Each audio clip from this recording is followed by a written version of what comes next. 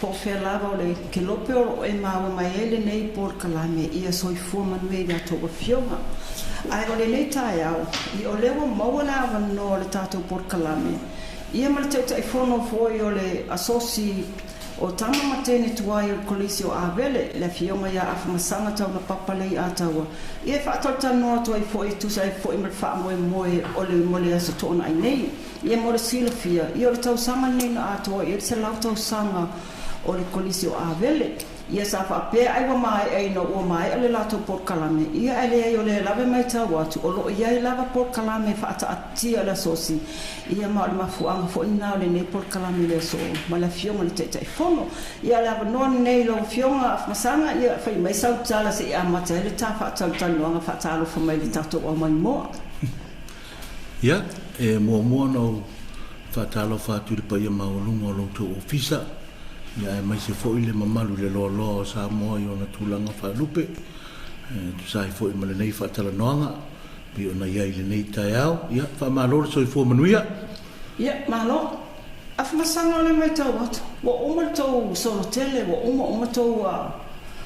por kalame sa whaatatiti o se lau tau sang. Ada le si wha moe le ua toe a ngā i ele tau asosi. Mo le sila fia tu sai ma le malanga mai le whataunu uina o le se lau tau sanga o le aonga. Ia sa ia ile atina e sa whaatuina o le whare sa moa lea i ute le lau mua. Ia o le wha moe ia e mawhai ona wha o ngā ina e alo fo i ma whanau pe ona tula i mai ai le teimi nei. Pe te iane ia ua le o ngatasi futia ma le wha moe ia ua le mai ale ngā luenga i ona tūlanga tau de se leni ia o le ala lea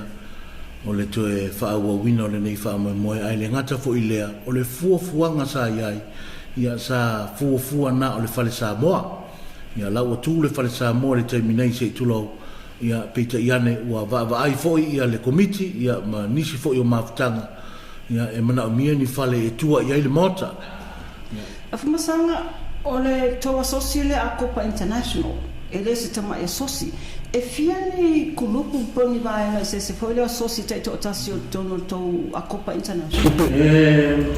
La le ta ura foi numero am foi ona o lisinatu le au fainga o mafutanga o lo iai le mafutanga mai California e America o lo iai le mafutanga i Sydney Australia ia o le mafutanga i Brisbane i Australia le mafutanga i Melbourne o le mafutanga i Wellington o le mafutanga i Waikato i New Zealand o le mafutanga i Aukilani i o le mafutanga i Amerika Samoa ia whaatasi ai ma le mafutanga i nei Samoa nei. E fia se le no tau wha moe whai o nao ina i le aso ia po whakaanga solonga po il po kalami whatati whaafitai mo le whaafisiri o le taimi nei e whaingata o na o whaailoa le tūlanga lea o na o le taimi nei o lai whaanga solo ala ngā nuanga masala o le ai sa taimi pe a tofa ina i lasa to nai o le ato usila mi ofo i tūlanga o le ngā luenga ma le fuafuaina ia o la la vai whaanga solo so o le taimi nei ia o le o mautinoa se foi numera e mawhai ona au whailoa mo le tūlanga ia a o le tūlanga lava ia i le tāpenanga ia ele le ale fisile mai o le kāmuta ia po le tufunga po ia a o lava tāpena ia le komiti mo ia fuafuanga oma. O le whamoe la le stonai o fe whaatino ai o me peo me masani au i lunga le whailon mautau mālo po e whaatino lava i o le lau mua le aonga. Ia taluai ona leanga o le ua iai le fuafuanga ma le whaanaunau ta inga i le tūlanga fo i le le whaalau i loa i le mamalu le atunu ai mai se fo i o mafutanga o loo tāpua i mai i tūlanga o fōlinga o le ngā ruenga o loo iai ia le ua iai le tō whaa ma le whaamoe moe ia o uta lava i le aonga i le mea o loo iai le maota o sina le avele ia amantatu o le au tō sila mi o fo i mo tō tangatanga iai ia i tūlanga fo i o le ngā ruenga ma le wha ngā solonga. Whaftai Afamasaga o le asosi le nei a la ACOPA International o se tasi asosi to atele ona sui i mai tau atu hole to atufulu lua pe sawa o sulua pe se futasi e foi i a mafutanga ese o lo i o lo ta ape foi ke lope tūlanga la fiafisila tuaila wa fionga Afamasaga i le tō sila foi le tūlanga o ino lo i e tono le aonga te minei wa le pe tau mai tau atu isi teimi ele o lava ia le telo whaiaonga, le te mana tua le se tasi o le tau se lau tau sanga le mai ai, o le tasi lea o concerns, o lea sa whaalau I loa e nisi o le tau asosi, le te mine o iese wha moe moe le tau asosi, ia nga I le vaenga le voni mo whaiaonga le aonga. E iai lau tari tununga, masalo o lea tūlanga I fito I tonu ma le ofisa wa aonga, o le mātou aia mata whaioi, ia o le tūwhatasia I o mawhitanga, tali ina mana onga le aonga ia I nisi fo I ati na e mo le whaale leia a le tūlanga lawa ia I tonu le loto I whale I le aonga ia o te langona e ngafa lea ma le ofisa wa aonga peona e sao noa ia I le tūlanga o whai aonga ia masanga o te lo lama whai ule ta whatanu noanga tu atu lawa noa ia te po ia se siwa aina te fia sao noa ia patino lawa I le whamoe moe le lasto nai manatu o leo ua whailo tūlanga uma le wha moe iai lo te tununga ia e pei lawa fo I ona whailo atu I le whaalawi loa ia o leo ua iai le fuafuanga o le aso tona I nei I le aso sifuru ma le wha ia o le a whaataunu uina ai ia fuafuanga uma mai iute le lau mua le kolisi o a vele I le mea o lo iai le maoto sina le a vele ia o ina o le a whaasala lau mai ai ia fuafuanga uma o le a tau sira fia fo I tūlanga o penga te whailani mo le whaalawi loa, le iai foi numera, I le tūlanga o telefoni, ia, ma le account numbers, ia, o I lau foi e iai sila ngona, e fia fsoso ni mai, ia, e mai se foi o le nofo a mawhutanga, ia, o le a whailo atu I tūlanga uma ia, ia, e mo le sira fia.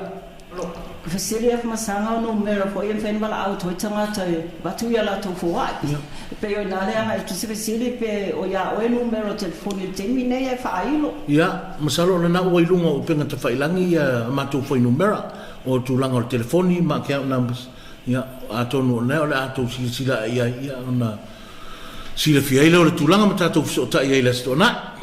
O le na ua ia ila matou o le matou te whaongaina lava le page le ACOPA International. E whaalawi loa ai ia le whamoe moe ia o details umalawa fo'i I tūlanga o telefoni ia ma tūlanga o le account ia o na ua I lunga mo le nofo sila fia e le mamalu fo'i o le atunu ia malo whaftai Afamasaga ia sa mo le nawa tō whaafonga mai te fono o le ACOPA International mo e fo e mwhai ona fo e po fia po e fo I se anganga e lima fo a I wha moe ale nei fo I asosi I le nāwa sauno atu Afamasaga I tusai ma le lato account ngai mo le ACOPA International o iei uma wha mauma e le ngata o numero telefoni ia o account numbers e mawhai ona tuina iai ia lau fo ai o le ACOPA International Facebook o le vaenga na o inana le o le a whaatino ai le lato wha moe moe ia ai o te lo le nei avanoa Afamasaga whaafatai mo le whaavanoa ino lau taimita ua ia e whaahilo I fo le tau porkalame ia le nata fo lea ia o lo awai mai fo le mātou porkalame le nei tai au ia manu ia teleina ia manu teleina fo le wha moe moe al tau asosi ia saula stonai ia talusia o te talitono o la tele se fo ai mo o tō astasile nei o le aonga na moe malai fo ele te tono le tato watu no ai manuia wha moe le astona ia toi wha alua le langona mo le tufo ile anganga whaaftai tele tu sa fo ma le tele eina o le whaatala ula mai ia mai se o le nei whaatala launga mo le whaalau loa ala I lauto ofisa ia mai se foi o le whaafonga Samoa ia tātou tau puleola anga le leile ali moli atu so soifua ma so mātou wola tātou whiloa ia ila sto nai ia soifua ma ia manuia